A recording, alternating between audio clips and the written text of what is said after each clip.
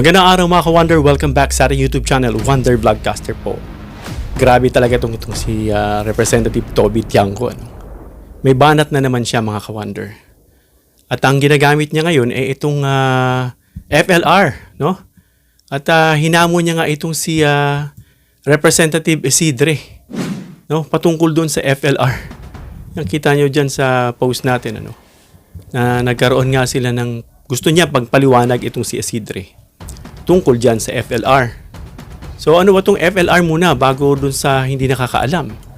No, ang FLR kasi ibig sabihin for later release. Hindi po ito basta-bastang pera mga ka-Wonder. Dyan sa kanilang sagutan. Kasi may sinasabi ritong 6 billion na issue. No, sabi nga may hamon si Toby kaya Isidre na paliwanag umano kung bakit may halos 6 na bilyon na halaga na isinisingit sa bicameral conference noong 2025 national budget para sa 2026. 2025 pa yan at open naman yan sa publiko mga ka-Wonder. Ba't hindi siya doon nagngaw-ngaw at nagtanong? Bakit kung saan sa kainitan nitong impeachment? Tsaka siya nag-iingay. No? Nilinaw agad itong FLR na to. Linawin natin mga ka-Wonder. Ang FLR mga ka-Wonder ay hindi ito pera. Ito ay sinasabing isang tag o label sa budget item pondo.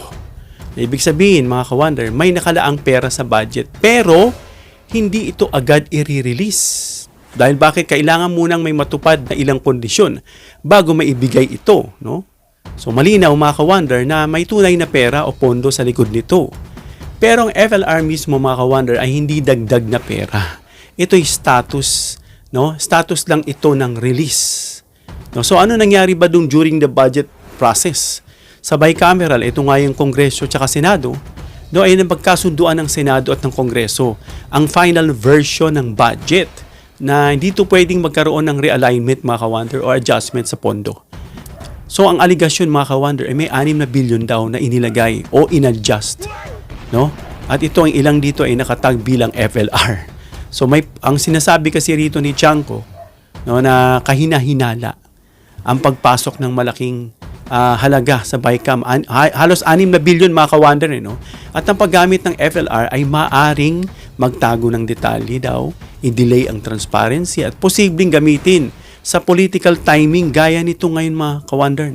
Na may kinalaman ba ito sa sinasabing gaya ng impeachment laban kay Sara Duterte kung baga gagamitin? Ano ba yung mga posibleng sabihin dyan? Siguro ipang bribe, ipang suhol. Ipang tawag dito, ipang hijack mo, hindi kita bibigyan kapag hindi ka sumasang-ayon na impeach dito si Sara Duterte. Yung mga ganong isip sa likod na umaandar sa atin. Na sabi kasi na parang political timing na magamit ito diyan sa impeachment ni Sara Duterte. So ang framing diyan maaaring maka-impluwensya raw itong FLR, ang naratibo na ito at ang kredibilidad ng proseso. In other words, nasisira yung kredibilidad ng impeachment process, ng trial, na ito'y ine-erode niya dahil gagamitin lang daw itong FLR para dyan. So, dumipensa si Isidre para dito sa FLR. Sabi ni Isidre na bilang pagtatanggol nga, hindi illegal o realignment ang kameral, ang BICAM. Sabi niya, normally itong budget process mga ka-Wonder. Dito lang dito lang pinapapinal yung detalye sa ilalim ng sinasabi nating FLR. So ang FLR ay isang safeguard mga ka-Wonder, hindi ito panlilinlang. Ginagamit ito para siguraduhin ang guidelines bago ilabas ang pondo. May mga guidelines na dapat sabihin dyan na dapat i-meet bago ilabas ang pondo. So maiwasan ng bigla ang paggastos actually. Maganda nga ito, na porke may pondo, kailangan gastusin natin dyan. So ito'y ginagamit ng wasto tama sa tamang paggagamitan. At yung malinaw na wala pang plano. So, yan yung kondisyon ng release. Hindi ito basta-basta ginagamit, yung pondo, hanggat hindi kumpleto ang dokumento. Wala kang patunay para saan pagdadalan yan. Walang approval mula sa tamang ahensya. Kasi nga dadaan yan sa mga level. Sa madaling salita, mas kontrolado ang pera kapag FLR. Ginagawa lang kasi itong issue para sirain itong impeachment trial, yung credibility niyan. Rimbat nga dyan kay Tiangco, nakabase lang siya sa hinala, mga ka-wonder. No? So, hindi sa konkretong patunay na may maling paggamit. Kung may 6 na bilyon, mga ka-wonder, ang tanong, saan ito nakalaan? Anong proyekto? Hindi sapat yung biglang isisingit, sasabing isisingit, no? Kasi ito'y bahagi ng normal sa BICAM adjustments. At kung FLR naman pag-uusapan, ito ay may mga kondisyon bago i-release. No, paano ito magiging instrumento ng biglaang manipulasyon? Yan ang tanong natin sa kanya. Again, parang gumagawa na lang ng dahilan. No? Lahat ng paraan para sirain yung impeachment na sigurado dyan para kay Sara Duterte. At talagang may impeach siya dyan kung talagang napaka-substantial ng ebidensya, mga ka-wonder. Sa katunayan, mga ka-wonder, ipinababagal pa nga nito yung paggamit ng pondo. No? Hindi pinabibilis na mapunta lang sa walang kapararakan. At kung may tunay na issue, mga ka-wonder, dapat tutukan ang detalye ng proyekto at implementasyon. Yun ang tutukan. Hindi yung label na FLR. No? Ito yung isang atake lang talaga. No? Para dyan, sa tingin, sa nakikita natin, ano? Pati ng mga taong bayan, ginagamit nga lang daw ito. Timing, political timing, natataon dyan sa impeachment. So yan, mga ka-wonder, sa nangyari dito ay ginagamit ang technical na terminong FLR para magdulot ng duda ang taong bayan. No, para mag-react, para kung tanungin, siyempre, no, para masira, erode itong integrity ng credibility ng impeachment trial. No? At pinapasimple, no, yung komplikadong budget, no, para process para magmukhang anomalya. Pero sa realidad, mga ka-wonder, ang budget ay dumadaan talaga yan sa maraming layers ng approval. So ang FLR, mga ka-wonder, ay control mechanism. Hindi yan loophole o butas na para silipin mo. No? So, ang 6 na bilyon, mga ka-wonder, yung usapin budget allocation. No? Ang FLR naman ay paraan kung kailan at paano ilalabas. No? Ay hindi ito sapat na ebidensya na ang delay o timing para sabihing may manipulasyon para gamitin dyan sa impeachment trial. No? Ang tunay na usapin, mga ka-wonder, kasi may malibang proyekto. Yun ang dapat tanungin. Malibang proyekto?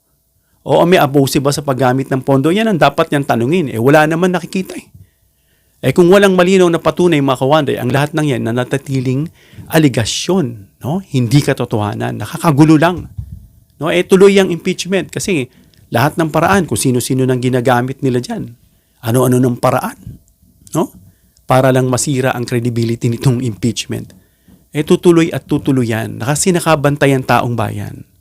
No, baka mamaya magwala na yung taong bayan sa ginagawa pag nakita nilang may manipulasyon at abuso ng posisyon at talaga may pinagtatakpan at tinatago.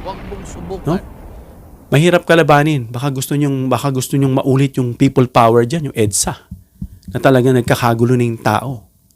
Sa dami ba naman ng against din dyan sa kay Sara. Dapat, ito ang gusto lang nila, gusto nilang ipaliwanag niya kung saan niya dinala yung 612 million, 612.5, something like that. At yung mga iba pang nakasampa sa kanya sa impeachment, sa articles of impeachment niya. Paliwanag niya lahat yun. Kasi ito ay culpable violation. At ito ay sinasabing betrayal of public trust. Ano pa? Yung pagsabing pagbanta sa buhay ng Pangulo. Ano pa? Yung mga unexplained wealth. Yung mga sinasabi ni Sentry na joint account na 2 billion kung di ako nagkakamali.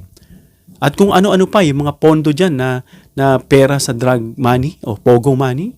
At marami pang mauungkat, mga ka-wonder. Kaya ayaw na ayaw umiiwas dyan sa impeachment na kaya nga nag-file ng ad cotelem na simply an answer that is not an answer. Para lang daw ibasura yung impeachment. Bakit? The public has to know. And you have to stand in the midst of the trial to explain to the public na saan napunta. Where did this 612 go? No? Yung mga sinasabing ebidensya raw, meron daw. Hindi. Oo nga, meron talagang ebidensya. Sasabihin nito mga DDS, wala raw ebidensya. Nanonood ba kayo? Nakikinig ba kayo? Ibang pinanonood nyo? Kaya nga, all Sara has to do is to defend herself kung hindi siya guilty. Yun lang. Naghihintay ang taong bayan at dapat matuloy ang impeachment. So hanggang dito lang tayo, mga ka-wonder. Comment down below your opinion para mabasa at mareaksyonan. Please give me a thumbs up if you like this video para i-share ni YouTube sa iba pang viewers. Please share this video para malaman nila yung tungkol dito sa FLR, itong 6 billion. May anomalya ba ito? Ginagamit ba ito na political timing para dyan sa panunuhol o pang something sa impeachment trial? O ito isang aligasyon lang at kwentong kutsero?